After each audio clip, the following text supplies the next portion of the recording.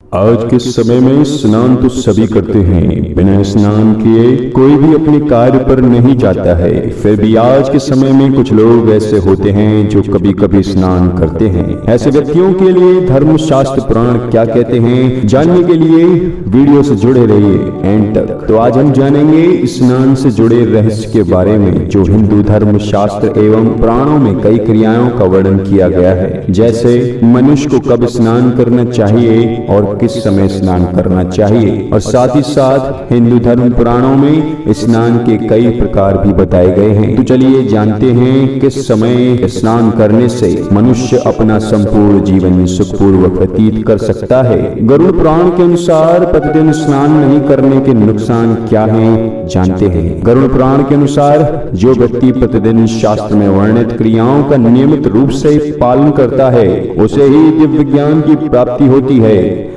गरुड़ पुराण में बताया गया है कि मनुष्य को ब्रह्म मुहूर्त में उठकर धर्म और अर्थ का चिंतन करना चाहिए। प्रातःकाल स्नान करने से मनुष्य को लौकिक और परलौकिक फलों की प्राप्ति होती है। मनुष्य को ब्रह्म मुहूर्त में उठकर सूर्योदय से पहले शौच आदि क्रियाओं से निवृत्त होकर पवित्र जल में स्नान करना उत्तम बताया गया है। प्रातःकाल स्नान करने से पाप कर्म करने वाले मनुष्य भी पवित्र हो जाते हैं, इसलिए यत्न पूर्वक प्रातःकाल स्नान करना चाहिए। गरुड़ पुराण के अनुसार भगवान परमपिता ब्रह्मादेव पक्षीराज गरुड़ को स्नान से जुड़े लाभ के बारे में बताते हुए कहते हैं कि रात्रि में मनुष्य जब बड़े आराम पूर्वक सो रहा होता है, तब उसके मुख से लार आदि अपवित्र मल गिरते रहते हैं, जिससे मनुष्य का शरीर अपवित्र हो जाता है। इसलिए सुबह उठकर धार्मिक कार्य करने से पहले स्नान करके इस शरीर की अपवित्रता को दूर करना अति आवश्यक है।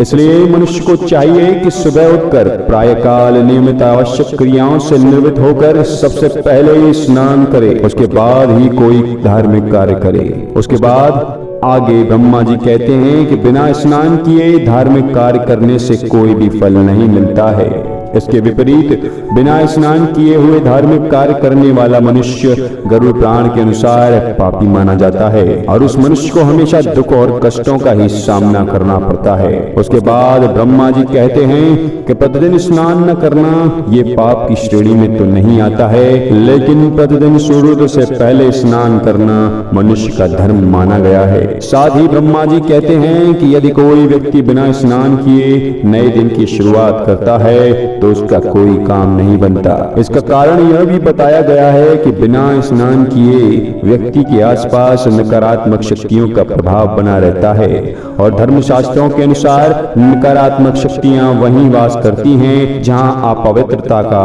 वास हो। इसलिए गरुड़ पुराण में कहा गया है कि जो व्यक्ति प्रतिदिन स्नान नहीं करता वह अनजाने में ही नकारात्मक शक्तियों को अपनी ओर आकर्षित कर लेता है। गरुड़ पुराण में अलक्ष्मी, कालकर्णी, क्लेश, द्वेष, त्रुटि जैसी ताकतों को अनिष्ट कार्य शक्तियां बताया गया है। इन अनिष्ट कार्य शक्तियों में कालकर्णी विघ्न डालने वाली शक्ति है, अर्थात जो व्यक्ति प्रतिदिन स्नान नहीं करते उनके कार्य में विघ्न आने की प्रबलताएं बढ़ जाती हैं। वहीं इस पुराण में अलक्ष्मी का भी जिक्र किया गया है। हिंदू धर्म पुराणों में अलक्ष्मी को माता लक्ष्मी का बहन माना जाता है, परंतु देवी लक्ष्मी के विपरीत अलक्ष्मी को निर्धनता की देवी माना जाता है।